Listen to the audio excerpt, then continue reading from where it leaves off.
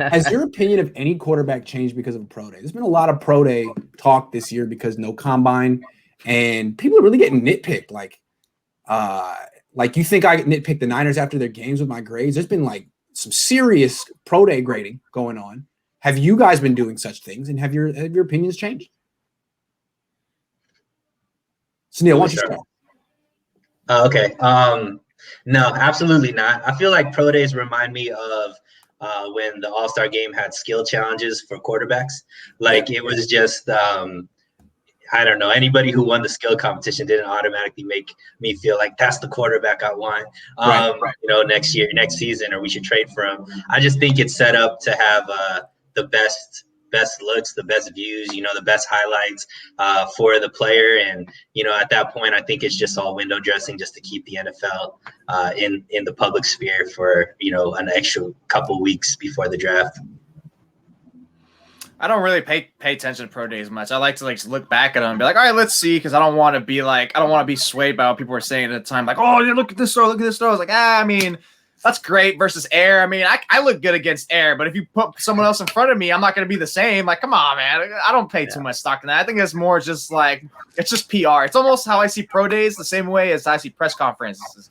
There's a standard. It's like, it's all window dressing. There's a way just to keep it like streamlined, but there's also a way you can make it look worse. So it's kind of like, you can't get much good from it, but you can kind of like make it look a little bad. So, I mean, to me personally, I never gave one stock either one way or the other. I'm just always like the same. Like, I mean, we already know. Like, it's just more so just to be like, hey, look at this guy, look at this. So, I mean, I think it's just more just a little fan booster, if anything. And then I guess the teams go there just to understand the coaches and the players. It's more about the person at that point than actually seeing the skills, the talent, and all that.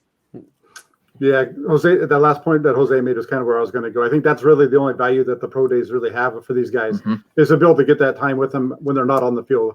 After get that face time with them and really build it up. Because you look and see what for Mac Jones, for example, people are talking about his pro day. Well, shoot, the guy hit the roof on the first throw. And part of you got to remember too with Mac Jones, he puts a lot of air under the ball when he throws those deep balls. So I'm going to go with what Louis Riddick said after the game. He's going to say, after that pro day, he's like, turn on the tape, watch how many times does he actually overthrow a receiver on the field in a game?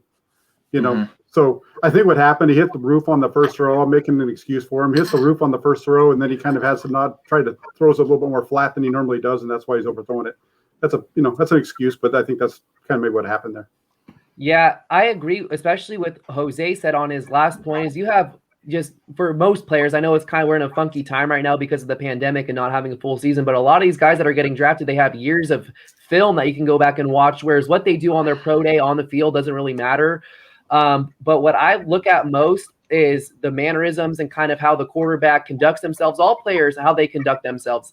And that's something I found interesting about watching Mac Jones's pro days, even though he didn't have a great pro day on the field. I liked watching how he was just constantly in an upbeat mood. He was smiling and his teammates were really gravitating towards him. And, when their helmets aren't on, you kind of see a different side of the players. They're easier to kind of tell their body language. They're easier to read. And I liked what I saw from Mac Jones as a leader, just from bringing in the huddle, the way he was kind of conducting himself. So I like seeing that stuff way more than the actual just throwing the football when you've been doing that for several seasons in an actual game setting. Like, I don't feel like one bad day or one bad pro day should take away from your game film, because that's what's most important.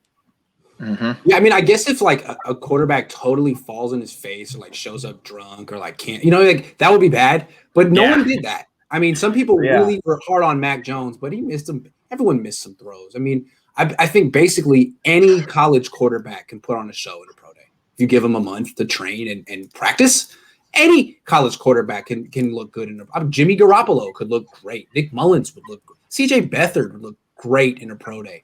But that doesn't really correlate to success in the NFL. I think what correlates to success is which of these quarterbacks know where to go with the ball when they're under pressure and can get it there.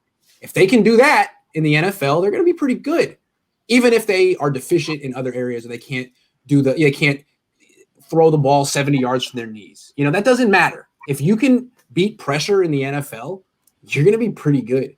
And there's nothing about a pro day that reveals whether or not a quarterback can do that. You actually have to watch live action. So I guess it's useful in certain things, but it's not going to change my opinion of Justin Fields. I knew he could do that. And I knew Zach could could do that. I knew Kellen Mond could do that. There's other questions. So no.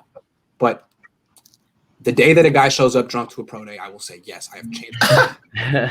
And I bet some of that intrigued the 49ers and other coaches about getting to know Mac Jones is about how like Jalen Waddle, Devontae Smith have like instantly said when they've been asked, hey, who was better, Tua or Mac Jones? All of them without hesitation. Oh, Mac Jones. Easy. So I was like, Mac, huh? So let's get to know this guy.